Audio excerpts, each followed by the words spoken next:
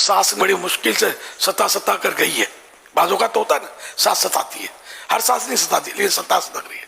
اب بہو نہ روئے تو یہ باقی جو زندہ ہے نا اس کو جینے نہیں دیں گے کہ ہماری ماں مر گئی, اس کی آنکھ نم نہ ہوئی, یہ خوش ہوئی ہے. تو اس لیے وہ منہ ڈھک کے یہ جو کرنا چاہے کرے. تو اس کو بالکل آوازیں نکالنی پڑتی ہے, تھوک بھی لگا لیتی ہوگی, نظر آئے گا آنسو. ایک بات وہ مبالغہ کر رہا ہوں, رونا پڑتا ہے, صحیح بات ہے. چاہے محبت نہ ہو نفرت ہو, مرنے کے بعد رونا پڑتا ہے. بہو کو رونا پڑے گا, گھر چلانا ہے نا اس کو, ورنہ شوہر بھی ناراض ہو جائے گا تو پھر جھگڑے شروع ہو جائیں گے.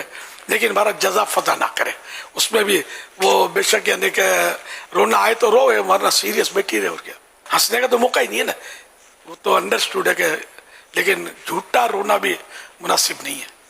بعض اوقات تو یعنی ہو سکتا ہے گناہ میں بھی آ جائے کہ دھوکہ دے, کہ جھوٹا اس لیے جھوٹا روئے کہ لوگ سمجھے کہ بڑی محبت ہے اس کو, اس سے دل میں وہ محبت نہیں ہے تو کیا کرے. اب یہ 12 ایسے موقع پر اب کوئی مجھے بھی سمجھ نہیں آتی, گھر ٹوٹنے کا خطرہ ہو تو کیا کرے. گھر بھی تو بچانا ضروری ہے کہ یہ بڑا نقصان ہے, تو کیا تھوڑا سا رو لے. تو بعضوں کا تو رونے کے لیے بھی یہ ہوتا ہے کہ وہ کچھ اور یاد کر کے روتے ہیں. وہ شعر ہے نا, بڑا اچھا شعر ہے, کون روتا ہے کسی کی خاطر دوست, ہر ایک کو اپنی ہی کسی بات پہ رونا آتا ہے. تو وہ کہا جاتا ہے اس پر کہ تم اپنی ماں کو یاد کر کے رو لے, اپنے باپ کو یاد کر کے رو لے, اپنے پیارے بھائی کو یاد کر کے رو لے, یعنی کچھ یوں مطلب اٹھا سٹا کر لے. کیونکہ اگر نہیں روئے گی تو گھر خراب ہوگا, شور جھگڑے کرے گا. تیری مطلب آج پتا چلا کہ تو میری ماں سے کتنی محبت کرتی تھی, اب دیکھوں گا میں.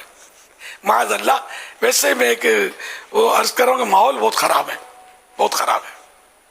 لیکن اس میں کوئی میں فقہی مسئلہ یا شرعی مسئلہ نہیں بتا رہا, میں حالات و واقعات کے تحت میں نے اپنے خیالات کا اظہار کیا ہے.